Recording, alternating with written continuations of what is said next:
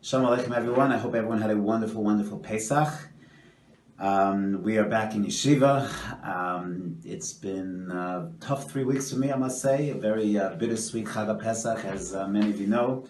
My father was nifter 3 weeks ago, and I'm also towards the end of the Avelus of Yud Beis Chodesh for my mother. So this last month has been both an Avelus for my mother and the beginning of Avelus for my father, so it's definitely been a challenging time, and I wanted to share an idea that I think perhaps connects, and it should be Lila Nishmas, Yehuda ben Achav Chaim, and Rachel Bas Tzvi, and perhaps connects to these kinds of experiences that I have been having, and perhaps also ties in a little bit to Yom HaShoah, which is also today. We read Parshat Tazria Metzora. At least I'm here in Eretz Yisrael. So in Eretz Yisrael, we're reading Parshat Tazria Metzora. I guess for those who are listening in Chutz La'aretz, we'll tie it into Shmini as well. So in last week's Parshat Shmini, the Chumash closes off with all of the tumos of Behema. And in this week's Parsha, we shift from the tumos of Behema to the tumos of human beings.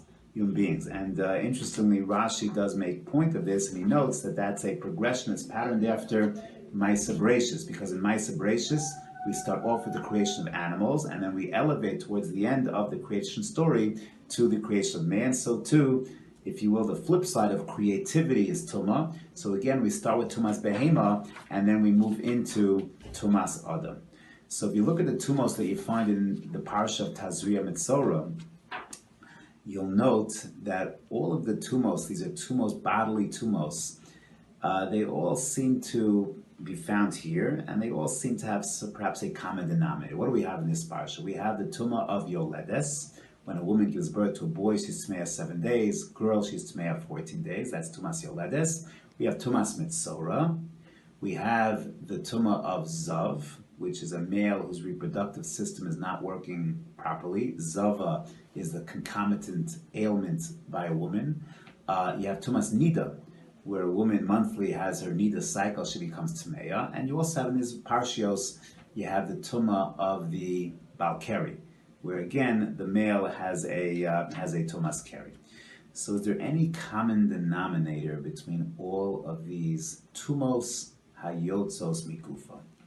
So perhaps one can argue that there's one tumah, bodily tumah, that's actually missing over here. It's discussed in Parshas Chukas, and that is, of course, the Avi Avos HaTumah, Zos Chukas HaTorah, Tumas Mes. The ultimate tumah, and perhaps the paradigmatic tumah, is that of a corpse, of a dead body.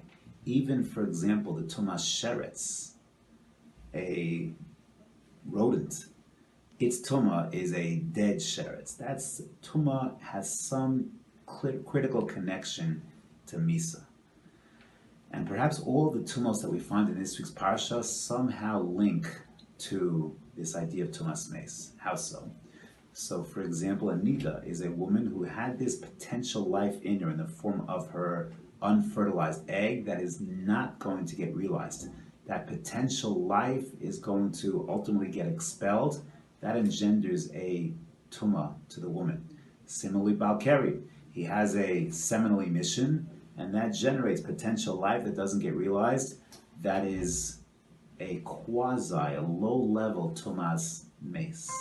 Similarly, you have Zava, the reproductive system not working properly, something off in the ability to produce life. So that's again a shemetz, a scintilla of Misa, and therefore engenders a sense of Tumah.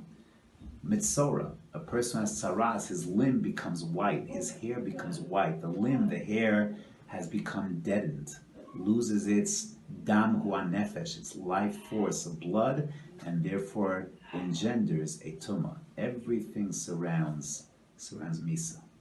Oh, except one thing. What about the opening of the parsha, Tumas Yoledes? A woman gives birth, she becomes Tmeya. Why? She's producing life, not losing life. So why does that engender in the woman Tumah? So I think the answer is very clear, and the answer is, yeah, she also is experiencing an element of death. How so? It's not the baby, the zachar, that becomes tamei. It's not the nekeva that becomes tamei. It's the mother who becomes tamei. Why? Because that mother, who until she gave birth, she was carrying her body, her guf was carrying two neshamos. Now she's given birth to a zachar or to a nekeva. Now her guf is only carrying one neshama, only one life. And that engenders a sense of tumah.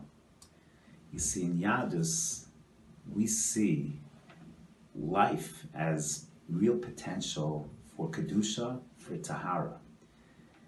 When a human being is animated by his neshama, so that is where that animation, that kiyum, that existence, that has tremendous, tremendous potential for Tahara, that is Tahara.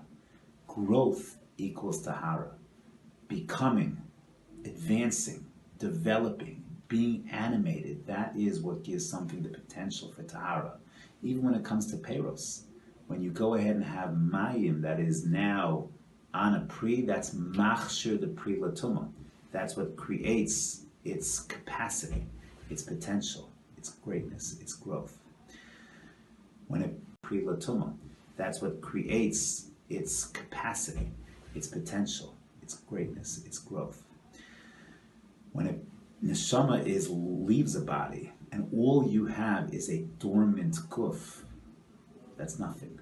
Yadus sees that as nothing. Yes, the guf was something that partook of kedusha and therefore requires geniza, has to be treated with great, great respect, but it's lost its life force, it's lost its animation, and therefore that engenders a real and bona fide sense of tumah.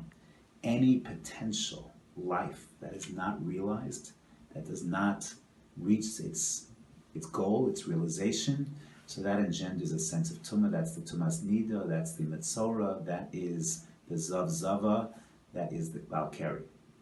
And that is even the isha hayoledes, because she is losing that neshama. So I think that's a very important message, because again, as someone now who's experiencing avelus, and avelus means one feels more distant, one does not feel as connected.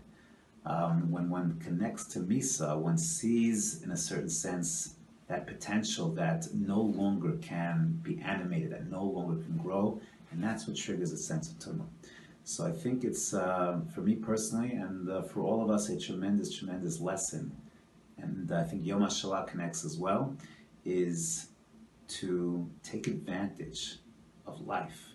Take advantage of the koach of the neshama that we have inside of us, to use it to grow, to use it to develop, to use it to become animated, to become the ability, the neshama is what gives the ability to go from point A to point B, and to take advantage of those moments, to be able to go from point A to point B.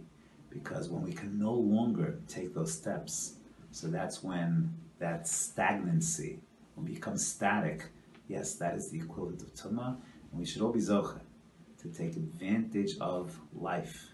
Ubacharta b'chaim, take advantage of opportunities.